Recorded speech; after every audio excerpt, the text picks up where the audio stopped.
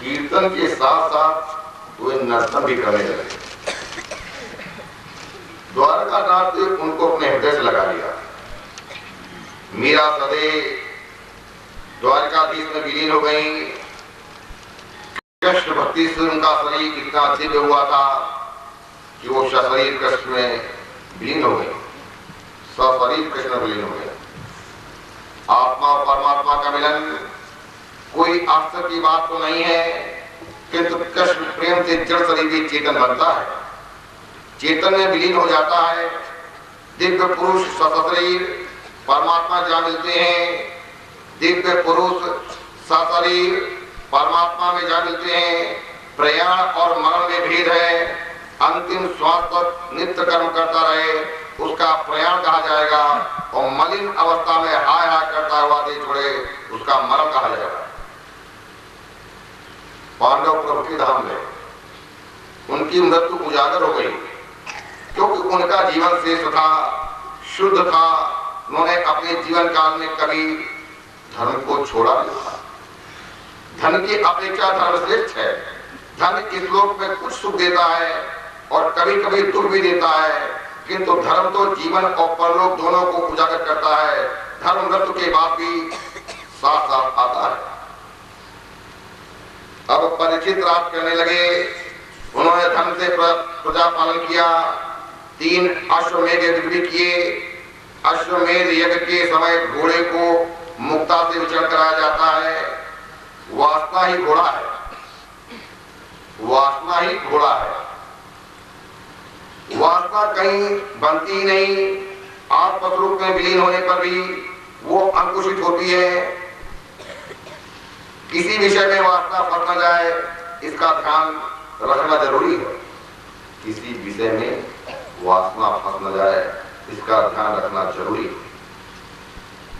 शब्द, स्पर्श, रूप, रस, गंध, कहीं भी वासना फंसनी नहीं चाहिए। शब्द, स्पर्श, रूप, रस, गंध 5 जगह फंस सकती है। आपको बचने की आवश्यकता। थोड़ा सा अंतर पड़ा है, लेकिन मनोगत विकार नहीं जाएगा कभी भी। सूक्ष्म वासना मन में रहती है। उसके लिए आपको प्रत्यक्ष रूप से संत की सेवा करनी पड़ेगी। जो प्रत्यक्ष रूप से संत की सेवा नहीं कर सकता उसका मनोगत विकार कभी भी नहीं जाएगा।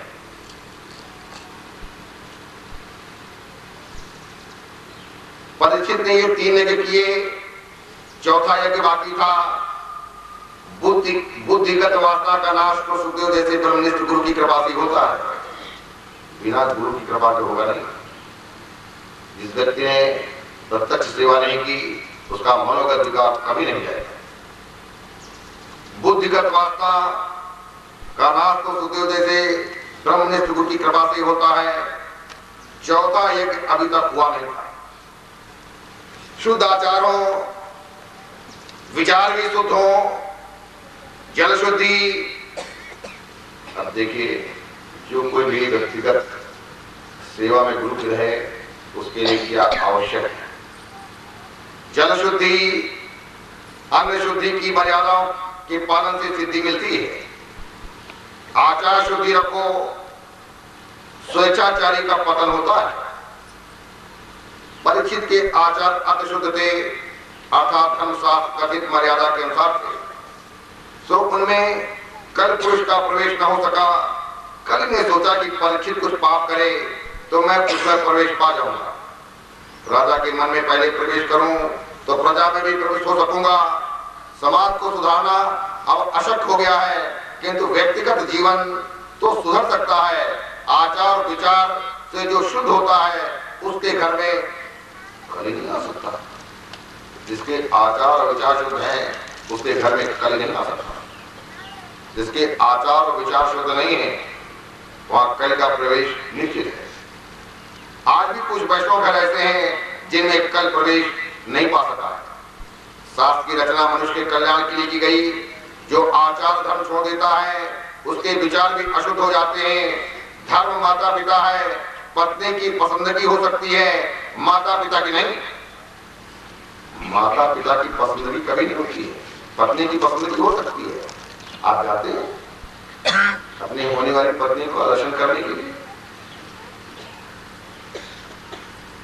सास भी जाती बहू को ढूंढने के लिए, लेकिन माता पिता की पसंद भी किसी को नहीं है। जैसा आपने कर्म किया है उसी के अनुसार आपको माता पिता मिलेंगे। आपको जन्म लेना पड़ेगा, चाहे सुअर हो, चाहे कुत्ता हो, चाहे घोड़ा हो, चाहे हाथी हो, चाहे पशु हो, चाहे पक्षी हो, वृक्ष हो, लता हो, कीड़े हो, मकौड़े हो, जलचर हो, थलचर हो, नभचर हो, कोई भी हो, माता पिता की कोई पसंद भी नहीं। जैसे आपके कर्म होंगे वैसा ही आपका जन्म होगा।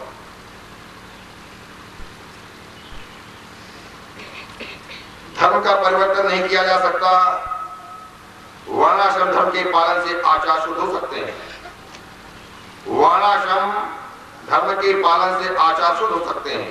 वर्ण और आश्रम, ब्राह्मण है, क्षत्रिय है, वैश्य है, शूद्र है, ब्रह्मचर्य है, गृहस्थ है, वानप्रस्थ है, सन्यासी है, दोनों को मानना पड़ेगा। वर्ण और आश्रम, उसी से आपके आचार शुद्ध होंगे। आप वैसे अपने आचार को शुद्ध नहीं कर सकते। जिसके आचार शुद्ध नहीं है उसका विचार भी शुद्ध नहीं है, क्योंकि विचार पहले आएंगे फिर आचरण करेगा। विचार के बारे में पहले बताया जा चुका है, अन्न शुद्धि जल शुद्धि। जिसका अन्न शुद्ध नहीं है, जल शुद्ध नहीं है, उसका विचार भी शुद्ध नहीं होगा। गाय की सेवा करो, गाय खाती तो घास है किंतु देती दूध है। जो भगवान ने संपत्ति हो तो गौ पालन करो। आज लोग धन संपत्ति मिलने पर कहना चाहिए कुत्ते पालते हैं। अपनी वंशावली उन्हें याद नहीं कि हमारे बाबा परबाबा और उनसे बड़े बाबा कहां थे, लेकिन कुत्तों की वंशावली लिए बैठे हुए हैं। खाक होगा उनका उद्धार जो कुत्तों की वंशावली लोग गिनते हैं।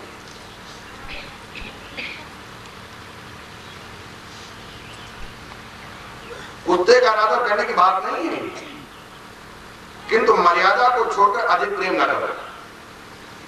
आंगन में आए हुए कुत्ते को रोटी खिलाना धर्म है, किंतु कुछ लोग उसे अपनी मोटर में बिठाकर घुमाते फिरते हैं।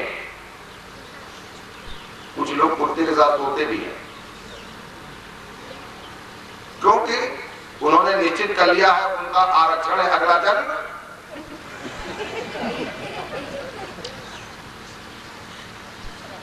और तो हम क्या कह सकते हैं ऐसे लोगों के लिए, किंतु अगले जन्म में स्वयं ही कुत्ता होने की तैयारी है। जीव मात्र में परमात्मा है, किंतु प्रत्येक का शरीर भिन्न है, कर्म भी भिन्न भिन्न है, इसलिए हर एक के साथ पीना और खाना इष्ट नहीं है। जरा बहुत अच्छी तरह समझ लीजिए, हम उनके घर में चाय पीते हैं और वो हमारे घर में चाय पार्टी में आते हैं।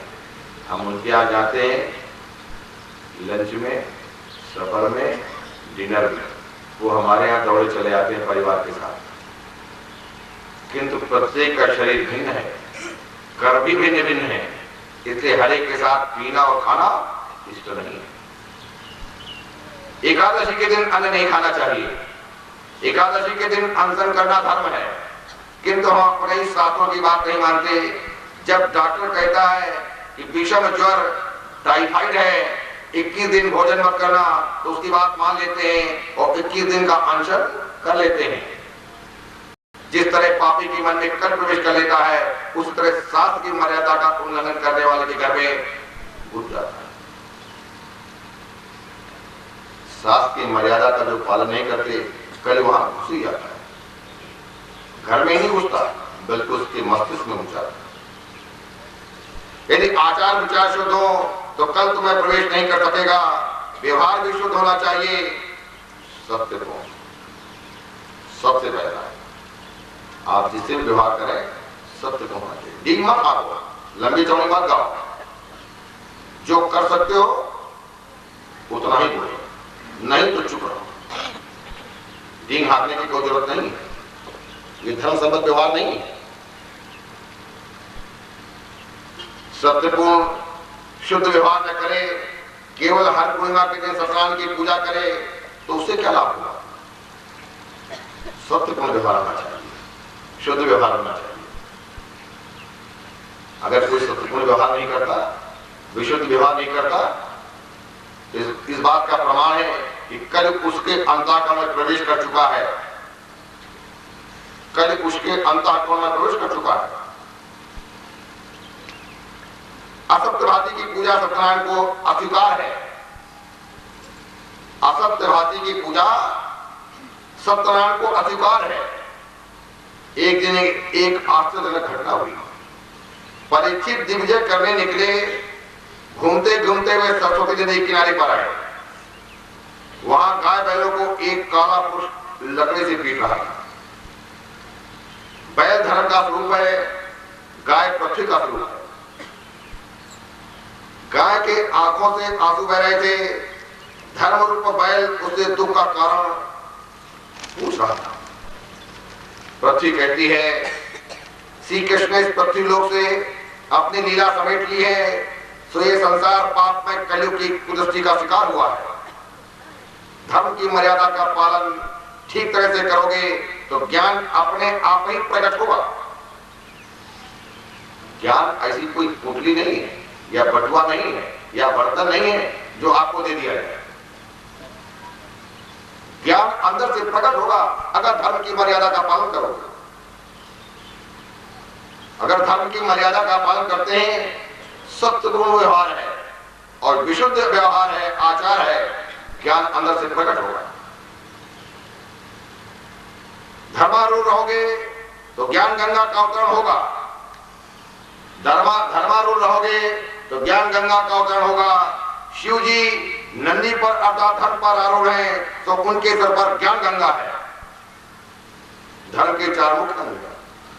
धर्म के चार मुख्य अंग हैं। अगर कोई धार्मिक व्यक्ति होगा तो चार अंग उसके पास जरूर होंगे। धार्मिक व्यक्ति की यही पहचान है, अन्यथा धार्मिक नहीं है। वेद से धार्मिक नहीं हो सकता है। सत्य, सत्याचरण होगा उसका। तप, तपस्वी होगा।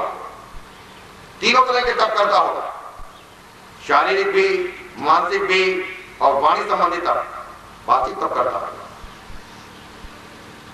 तीसरा, पवित्रता, बाहर की भी और भीतर की भी।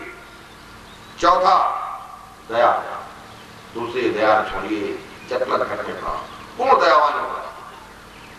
पूर्ण दयावान होगा जो उसके खिलाफ कार्रवाई करता है, उस पर भी दया करता है।